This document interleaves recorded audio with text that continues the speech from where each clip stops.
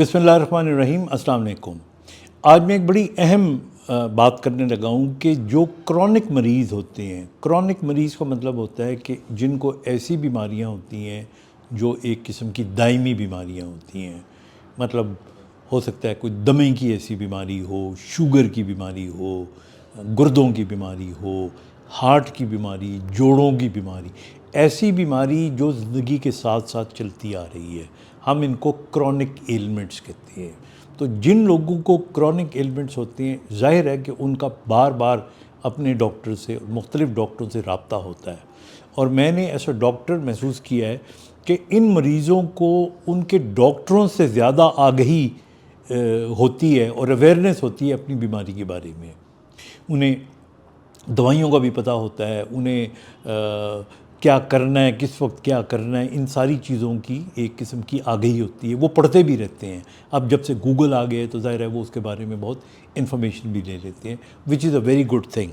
और मैं जो चीज़ ऐड करना चाहता हूँ वो ये है कि ऐसे लोगों को या मरीज़ों को चाहिए कि अपने जैसे जो बाकी मरीज़ हैं उनके साथ मिला करें और उनके साथ अपना एक्सपीरियंस एक्सचेंज किया करें, क्योंकि बहुत सारी चीज़ें आपको किताबों में भी नहीं मिलती और आपके डॉक्टर भी आपको नहीं बता सकते, बल्कि आपका experience out of the box कोई ऐसी चीज़ आपके सामने लेके आ जाता है जिसके आपकी ज़िंदगी बड़ी आसान हो जाती है। और वो कोई टोटका भी होता है बाज़ औक़ात वो कोई मेडिसिन हो सकती है, बाज़ औक़ात हर आदमी का अपना एक्सपीरियंस होता है ना। तो आप बहुत कुछ सीख सकते हैं जब आप ये सारी चीज़ें डिस्कस करते हैं अपने जैसे मरीज़ों के साथ। अच्छा, यही वजह है, मैंने यूरोप में भी देखा है और मैंने ये फार ईस्ट में, इवन जापान में, कि वहाँ पे जो क्रॉनिक एलिमेंट्स के लोग होते हैं उनके ग्रुप्स बन जाते हैं। मसलन मैं आपको इंग्लैंड की मिसाल देता हूँ।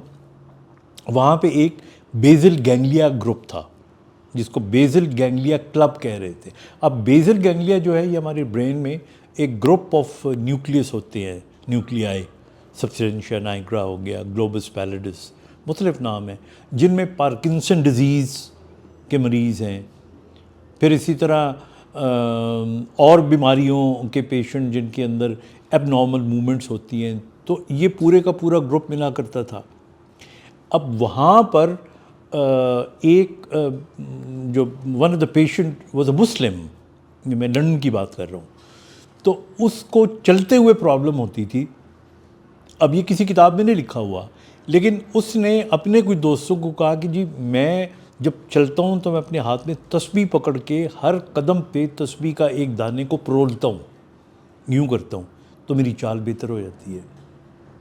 और फिर उसको देखा देखी वहाँ बहुत से लोगों ने वो तस्बीह उठा ली। अच्छा, इसके पीछे एक साइंटिफिक बैकग्राउंड भी है। जब आप उस तस्बीह के दाने को फरोलते हैं या आगे करते हैं तो आपकी कॉर्टिकल रीइंफोर्समेंट होती है, जिससे आपका जो पार्किंसनिज्म है वो कम हो जाता है। तो अब ये देखें ना, इस किस्म की बहुत सारी बातें। तो इसलिए मैं कंक्लूड करूँगा ये कहते हुए कि क्रॉनिसिटी वाले जो पेशेंट्स हैं अपने जैसे मरीज़ों से मिलते रहा करें, ताकि आउट ऑफ द बॉक्स कोई ना कोई उनको फ़ायदेमंद चीज़ मिले। अपना ख्याल रखिएगा। खुदा हाफिज़।